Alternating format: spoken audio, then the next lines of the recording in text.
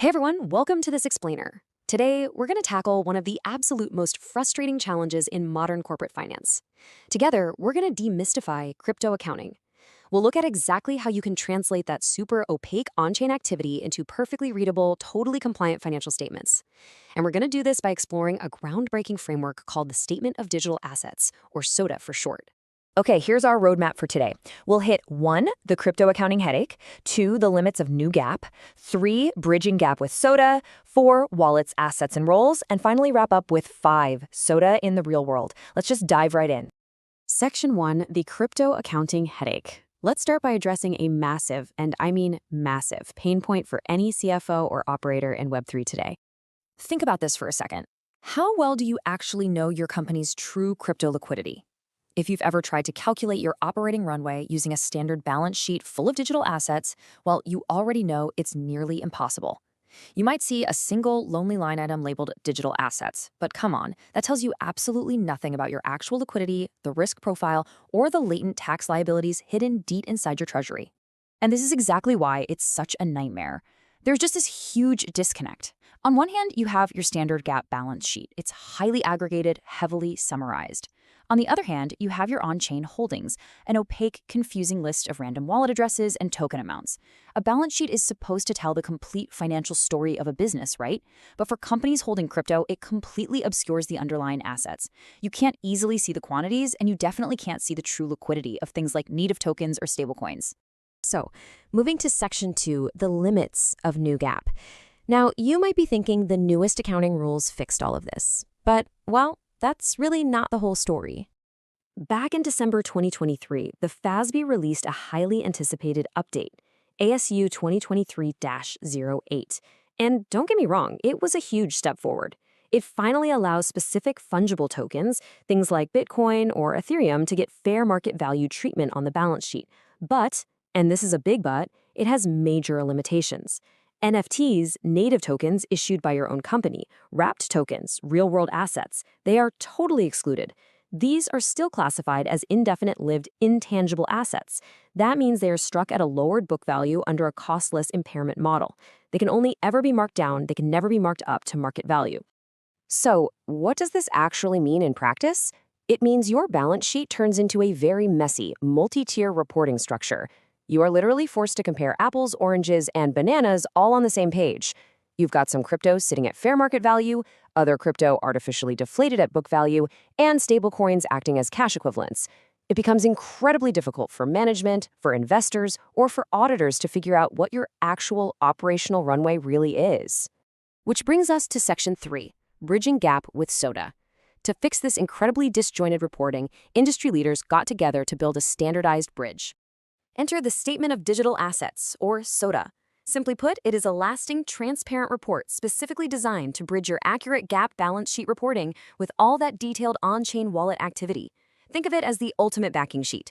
It provides the itemized, granular backup for those highly summarized balance sheet entries, finally giving you a complete, rational picture of a company's actual digital asset liquidity. Let's break down how this actually works in Section 4, Wallets, Assets, and Roles. SOTA builds on 3 core primitives. The first one is the wallet. Wallets serve as your organizing foundation. They tell us exactly where the assets are located, whether that's in a self-hosted wallet or sitting in a third-party custody account. Crucially, they also help determine the general intent of their use. By assigning human-readable names to those complex 42-character cryptographic addresses, the data instantly becomes actionable for your finance team. The second primitive is the asset. This one is pretty straightforward. It denotes exactly what type of digital currency, fungible token, or NFT is actually sitting inside that specific wallet. And this is essential, right? Because a single wallet can hold dozens of different types of assets, and each one is going to have an entirely different risk and liquidity profile. And the third primitive is the role. Honestly, this is where the magic really happens for operators. The role is a user-generated, business-specific categorization. It lets businesses tag their holdings based on operational functions. You can label things as yield generating, or tag reserve funds for tax liability, or even assign tokens as restricted because they're earmarked for community grants. It accurately reflects the actual treasury function of the asset. Now, what's super interesting about this approach is how combining these 3 primitives creates what we call atomic wallet/asset pairs. By organizing your data by role, wallet, and asset, you are directly tying your complex on-chain activity right back to your GAAP balance sheet. You get this amazing dual view where you can instantly see the fair market value and the book value side by side. This easily reveals unrealized gains or losses that usually get buried in traditional financial statements. All right, let's wrap this up with Section 5, SOTA in the real world, and see why standardizing this data is a total game changer. Standardizing around a framework like SOTA brings immediate, tangible benefits for everyone involved. For FNPA teams, it allows for incredibly accurate cash planning because it identifies liquidity discounts and use restrictions. For tax accountants, it easily separates taxable events from non-taxable wallet transfers. And for external stakeholders, well, it provides the exact detailed work papers you need to prove solvency to your auditors or to justify your valuations to VCs during due diligence. When you pull all this together into a management operations dashboard, SOTA transforms that raw, unorganized on-chain data into actionable KPIs. Instead of a single, confusing line item on a balance sheet, management can visually track treasury allocations. You can easily spot your restricted tokens versus your actual liquid operating runway. It empowers a business to confidently manage its exposure, rebalance its portfolios, and make absolutely sure enough stablecoins are reserved to cover future taxes. But wait, there's more. SOTA also introduces a monthly token roll forward.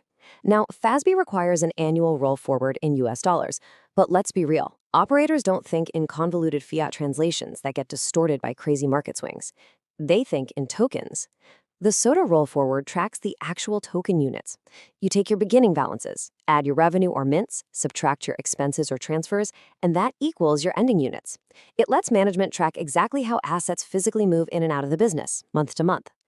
Ultimately, by adopting SOTA, companies are actively putting an end to the ad hoc spreadsheet chaos that has plagued Web3 for years.